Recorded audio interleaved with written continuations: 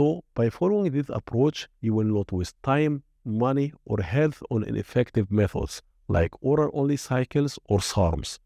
You will get the best results with the least side effects. So you are thinking about doing your first steroid cycle. You have been training hard, eating right, and now you are ready to take your physique to the next level. But most beginners make a huge mistake. Many start with oral-only cycles, SARMs, or stacking too many compounds too soon. So in this video, I will explain why testosterone-only cycle is the smartest and safest way to start. We will cover why orals and SARMs are a bad first step, why testosterone is best for first cycle, and what dose to start with, and how to adjust it based on your goals and response, the ideal cycle length, and how to monitor your health every step of the way. Whether you are doing this for lifestyle or looking to compete, this will give you the full roadmap for a proper first cycle. So, what is the best cycle you should begin with if you have decided to go down that route? The answer is simple. A testosterone-only cycle is the best option. Not Anavar, not oral steroids, and not SARMs. And I will tell you now why. Testosterone is the primary male hormone. It is bioidentical. That means your body already produces it and knows it. And it is absolutely necessary to keep your physiological functions working properly. Also, testosterone is the only hormone that converts into two other essential hormones, estrogen and dihydrotestosterone. Here is how it works. When your body produces testosterone, some of it binds with the aromatase enzyme and converts into estrogen. And estrogen is not your enemy. Estrogen plays a big role in supporting heart health.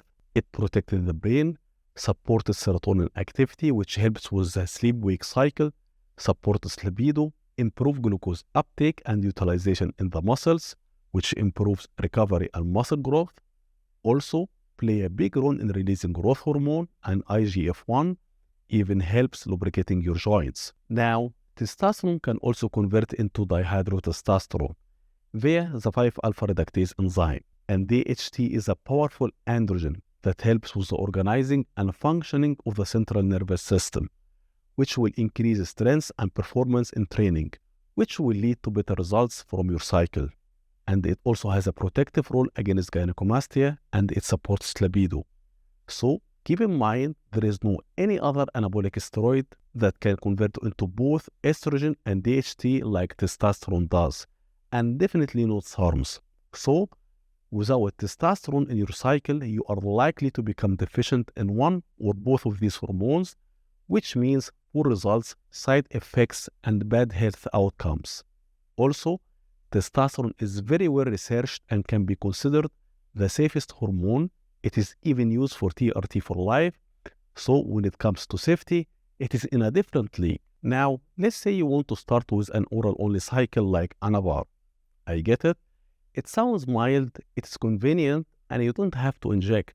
But here is the truth. Even Anavar will suppress your natural testosterone production to some degree, even if it takes a little bit longer.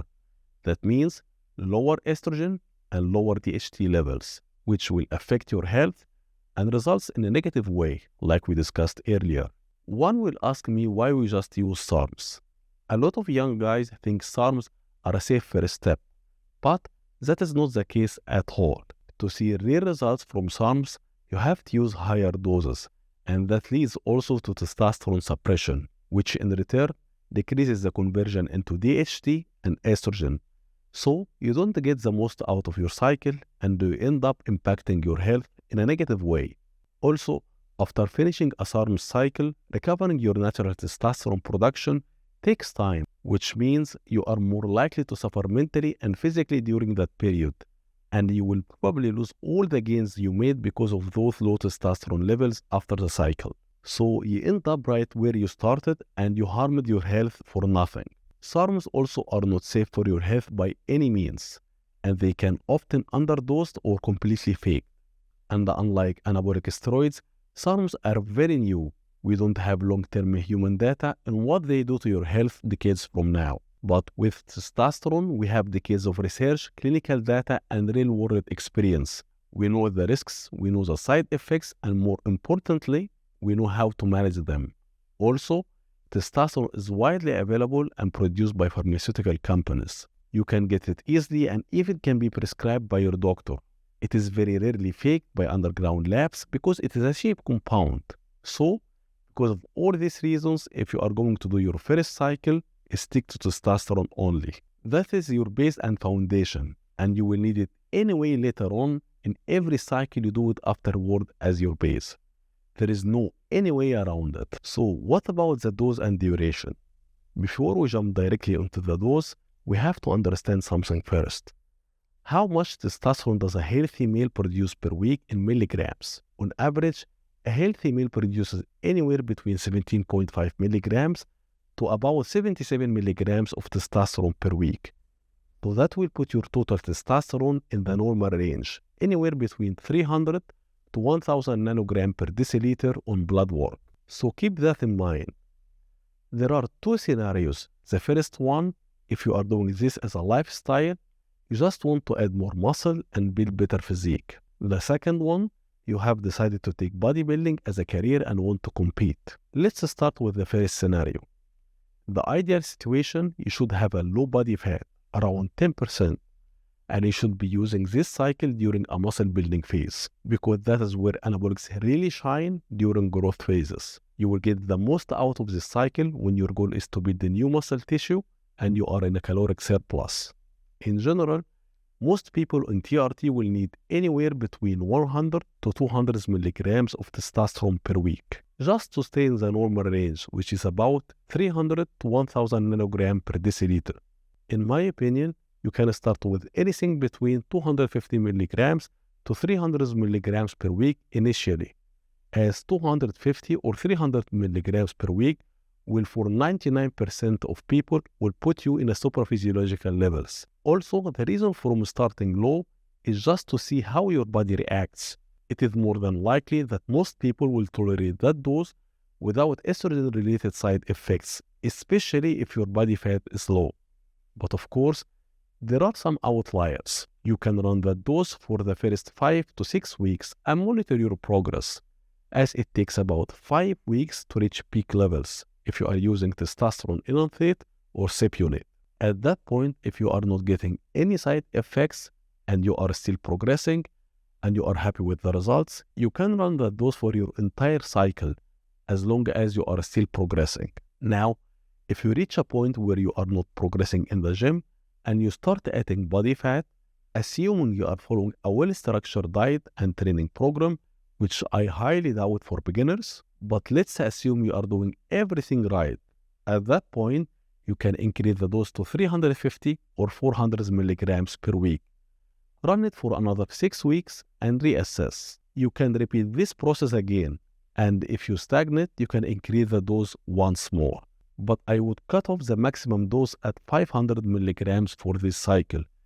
That will be more than enough to deliver great results. However, at that point, after 300 milligrams or more, you may start experiencing high estrogen-related side effects. If that happens, you might need to add an aromatase inhibitor to control estrogen.